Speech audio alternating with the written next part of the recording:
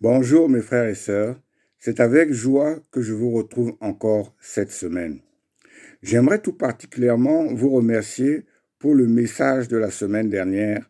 Je n'étais pas particulièrement en forme et il m'a même fallu me reprendre à plusieurs fois pour l'enregistrer. Donc j'étais plutôt découragé. Mais à ma grande surprise, c'est le message où j'ai reçu le plus d'encouragement et de soutien. Je suis persuadé que c'est notre Seigneur et Sauveur Jésus-Christ qui vraiment vous a parlé, qui vous a tous vraiment inspiré pour que face à mes faiblesses, que je comprenne que toute espérance et toute force vient de lui et de lui seul. 2 Corinthiens 1, 3 à 4 nous dit: Béni soit Dieu, le Père de notre Seigneur Jésus-Christ, le Père plein de tendresse, le Dieu de qui vient tout réconfort dans toutes nos détresses. Il nous réconforte ainsi. Nous pouvons réconforter tous ceux qui sont dans la détresse. Grâce donc au réconfort que nous recevons nous-mêmes de Dieu. Amen, amen, amen.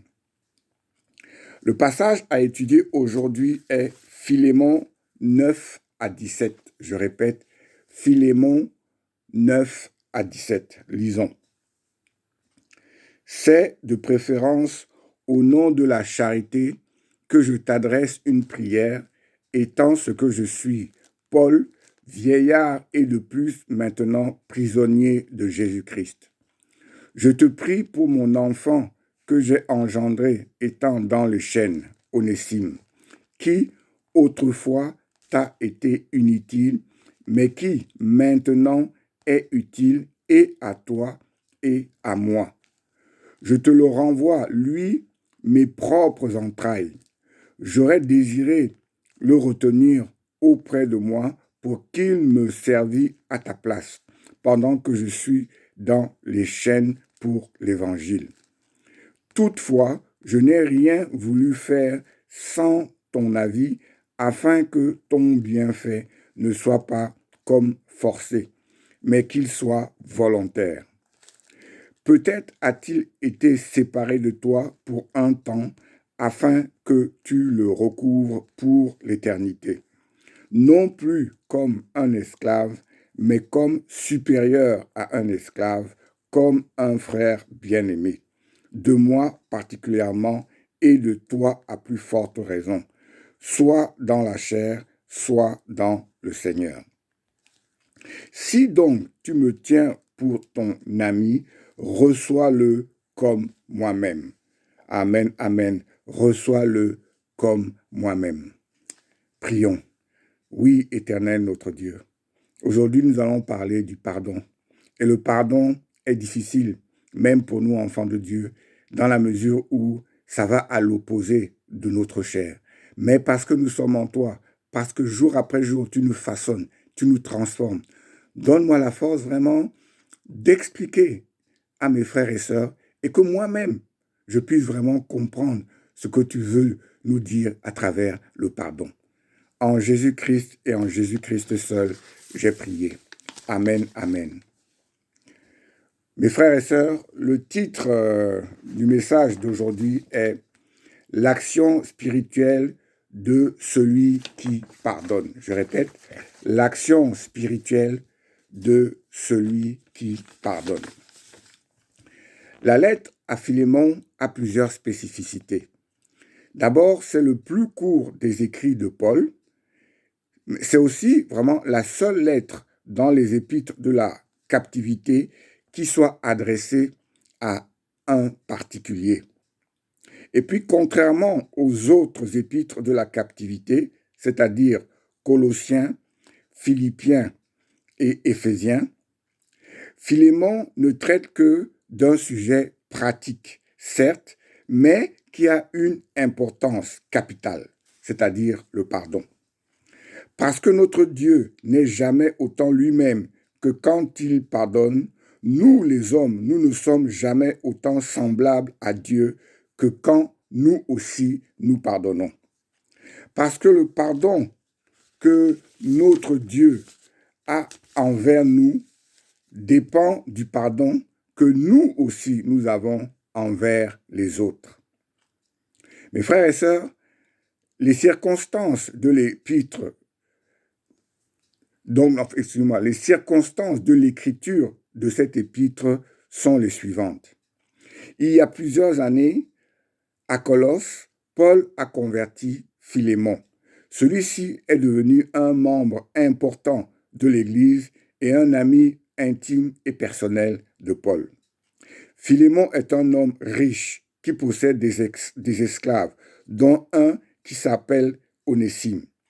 Il n'était pas chrétien à l'époque quand il vivait avec son maître à Colosse, mais il va quitter son maître pour s'enfuir à Rome. Paul et lui vont se rencontrer à Rome où Paul était en prison.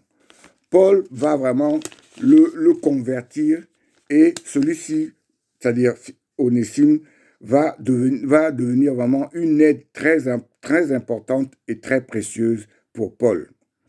Et celui-ci, Paul, aimerait vraiment le garder à ses côtés. Mais en tant qu'esclave en fuite, Onésime est un criminel. Paul comprend qu'il est fondamental qu'Onésime retourne d'abord auprès de Philémon pour rechercher le pardon de celui-ci. Onésime va donc rentrer à Colosse avec Tychique, un chrétien qui était venu à Rome remettre de l'argent à Paul pour ses besoins du quotidien. Celui-ci va donc envoyer cette lettre à Philémon à travers donc le voyage de Tychique pour l'exhorter à pardonner Onésime et à le recevoir non plus comme un esclave en fuite, mais comme un frère en Christ qu'il est devenu. Paul va implorer Philémon de mettre donc en pratique ce qui est enseigné dans Éphésiens 4, verset 32. Je lis. Soyez bons les uns envers les autres, compatissants, vous pardonnant réciproquement comme Dieu vous a pardonné en Christ. Ce passage était bon pour Philémon, mais il est aussi bon pour nous tous qui venons pour la fin des temps, pour que nous mettions vraiment en pratique ce que Jésus nous demande. Dans le passage à étudier, on constate que le processus du pardon suppose 3 actions nécessaires et vraiment suppose 3 actions nécessaires que celui qui pardonne doit donc faire. Il y a d'abord l'accueil, le rétablissement et enfin la restitution. L'accueil. Face à sa demande, Paul apparaît très humain en fonction de sa stature. Il ne force vraiment rien et n'ordonne rien, mais invite seulement son frère Philémon vraiment à recevoir son ancien esclave Onésime, non plus seulement comme un esclave, mais surtout comme un frère bien-aimé. Matthieu 18, 21 à 22 nous dit: Alors Pierre s'approcha de Jésus et lui dit: Seigneur, combien de fois pardonnerai-je à mon frère lorsqu'il péchera contre moi? Est-ce que ce sera jusqu'à 7 fois? Jésus lui dit: Je ne te dis pas jusqu'à 7 fois, mais jusqu'à 70 fois 7 fois. Mes frères et sœurs, pour Pierre, lorsqu'il parle de jusqu'à 7 fois, il parle du chiffre 7 qui est le chiffre de la finalité. N'oublions pas que Dieu a créé la terre en 7 jours. Donc, pour les Juifs, aller jusqu'à 7, c'est vraiment la finalité, c'est vraiment le maximum qu'on puisse faire. Mais nous comprenons que pour Jésus, le pardon en tant que chrétien est continu. Nous devons donc, face à l'offense, pardonner sans cesse. Parce que Dieu aussi, en envoyant son Fils mourir sur la croix, nous a aussi pardonné, et cela pour toutes les transgressions passées, présentes, comme futur. Philémon, en accueillant Onésime, n'accueille plus un esclave en fuite et qui lui a fait du tort, mais il accueille un chrétien repentant qui, pour montrer clairement sa nouvelle nature, est prêt à accepter la décision de son maître. Philémon, avec qui il veut vraiment rétablir la relation. Onésime a tellement changé avec sa conversion que Paul va concrètement se rendre compte de cette transformation et Paul est persuadé que son maître Philémon va aussi le constater. Onésime est devenu tellement utile à Paul qui, à défaut d'avoir Philémon lui-même à ses côtés, aimerait vraiment que son esclave Onésime prenne la place de Philémon près de lui, mais sans que cela ne soit forcé. Paul veut que Philémon choisisse par lui-même et qu'il puisse vraiment accueillir Onésime non plus comme un esclave en fuite, mais comme un chrétien transformé. Mais pour cela, il y a des phases qui doivent être passées. En deux, on parle du rétablissement. Romains 8, 28 nous dit « Nous savons au reste que toute chose concourt au bien de ceux qui aiment Dieu, de ceux qui sont appelés selon son dessein. » Amen, amen. Mes frères et sœurs, en demandant à Philémon de bien recevoir Onésime et de le reprendre à son service, Paul est persuadé que la providence de Dieu est vraiment à l'œuvre. Onésime a quitté Colosse comme un esclave qui, selon certaines études, a même volé de l'argent à son maître.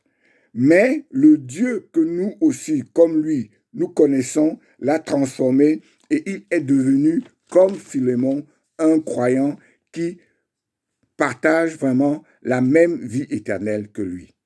Combien de fois aujourd'hui encore, comme Onésime, comme Paul lui-même et beaucoup d'autres hommes sont passés de l'obscurité à la lumière. Dieu a utilisé le mal pour produire du bien. Dieu va transformer, va triompher du péché par sa puissance et par sa grâce providentielle. Il va se servir des innombrables actions des hommes pour accomplir ses propres desseins qui sont parfaits.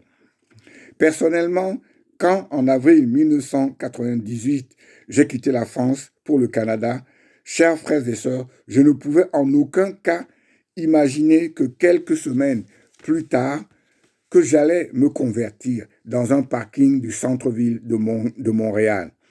Je ne pouvais même pas imaginer que quelques mois plus tard, en décembre 98, que j'allais me faire baptiser, que quelques années plus tard, que j'allais entamer des études de pasteur et que quelques années plus tard, vraiment pour encourager le peuple de Dieu, j'allais prêcher. Mais les plans de Dieu sont parfaits et jour après jour, il nous les montre pour que nous puissions vraiment persévérer, pour que nous puissions vraiment continuer dans le chemin qu'il a choisi pour nous. Romains 5, verset 20 nous dit, là où le péché abonde, la grâce a surabondé. Amen, amen. Mes frères et sœurs, que ce soit Onésime, Paul, Samuel ou autres, le péché a abondé partout où la loi, directement ou indirectement, a fait sentir son effet.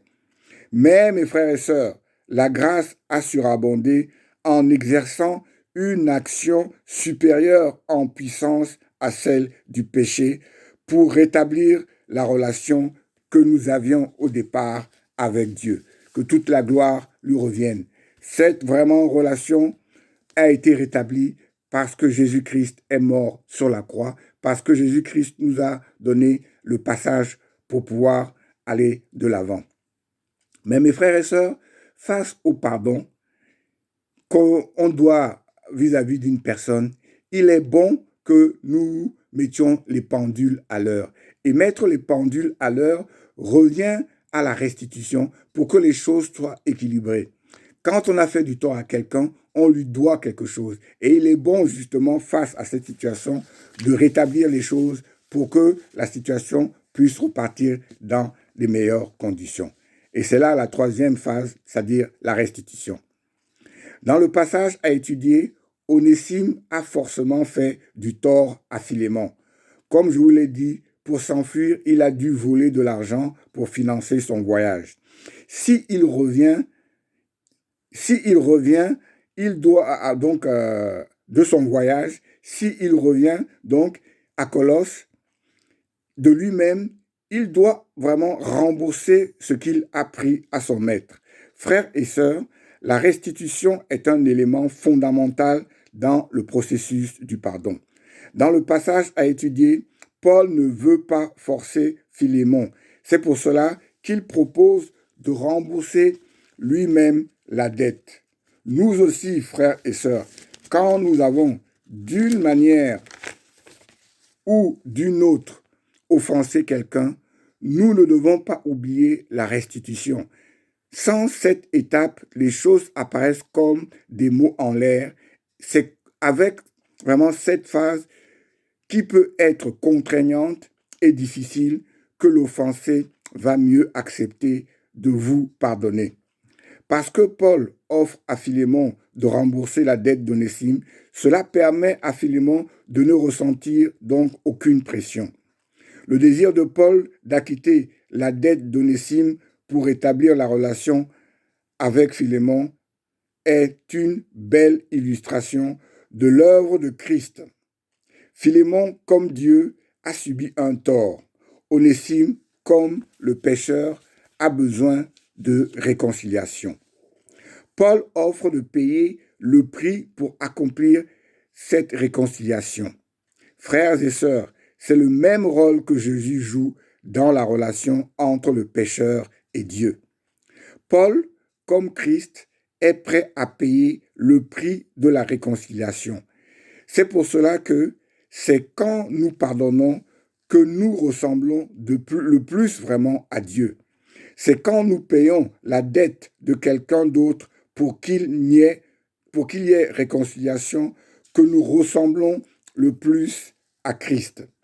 Paul était prêt à subir les conséquences temporelles du péché d'Onésime, comme Christ a toujours été prêt à subir les conséquences éternelles de notre péché.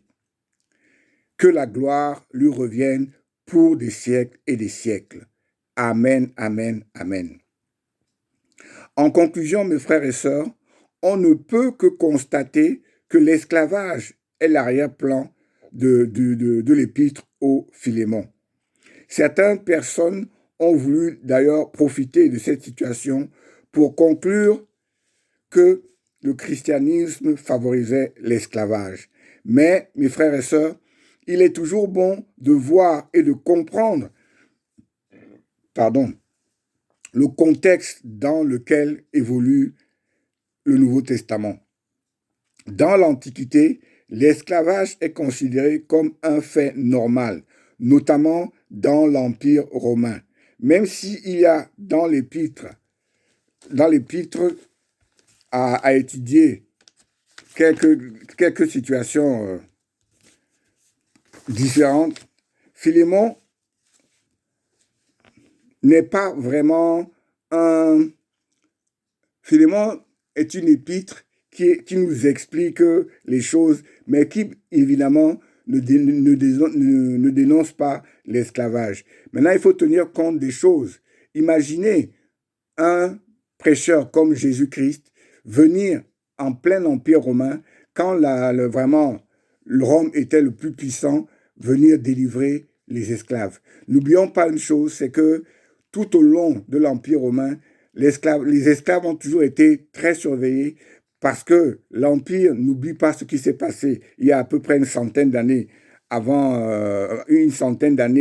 l'arrivée de Jésus-Christ, où des esclaves s'étaient évadés et avaient vraiment fait quelque chose de terrible. Nous connaissons tous le film Spartacus. Ce n'est pas seulement un film, c'est un fait réel où les esclaves s'étaient révoltés et avaient pratiquement, ils étaient pratiquement au bord de faire tomber l'Empire romain. Donc, il faut faire très attention, notamment au début du christianisme, pour ne pas se retrouver en confrontation directe avec les réalités romaines. Mais Paul tient vraiment pour acquis que Onésime soit une propriété de Philémon. Mais ce même Paul est persuadé que parce que Philémon comme Onésime, en fonction de leur nouvel état d'enfants de Dieu, d'enfants de Dieu qui ont été transformés, et cette situation fait que leur transformation extérieure et intérieure va faire que les choses vont évoluer d'une autre manière, que Philémon va beaucoup plus s'appesantir sur le fait de la transformation et du nouvel Onésime que de ce qui s'est passé à travers vraiment le fait qu'il soit parti, à travers vraiment le fait que vraiment certes, il demeure encore son esclave, mais un esclave qui a mis sa foi en Jésus-Christ, un esclave qui compte avant tout sur Jésus-Christ. Et tous deux, que ce soit Philémon ou que ce soit Onésime, ils doivent vraiment avoir un témoignage qui démontre que le fait qu'ils soient enfants de Dieu, le fait qu'ils soient en Jésus-Christ doit vraiment transpirer dans tout ce qu'ils auront à faire dorénavant. Le combat qu'ils doivent avoir, ainsi que nous aujourd'hui, c'est de lutter contre l'esclavage du péché qui, depuis toujours, enchaîne l'humanité. Galates 3, 27 à 28 nous dit: vous tous qui avez été baptisés en Christ, vous avez revêtu Christ. Il n'y a plus ni juif, ni grec, il n'y a plus ni esclave, ni libre, je répète, ni esclave, ni libre, il n'y a plus ni homme, ni femme, car tous vous êtes en Jésus-Christ. Amen. Prions. Oui, notre Seigneur et Maître, tous nous sommes un en toi, Jésus-Christ, jour après jour, malgré le poids du péché, malgré le poids des coutumes, malgré le poids de toutes choses qui, jour après jour, peuvent interférer dans nos vies, donne-nous la force de tout remettre entre tes mains pour que nous puissions être libérés de toutes les chaînes qui nous environnent. En Jésus-Christ seul, j'ai prié. Amen, amen, amen.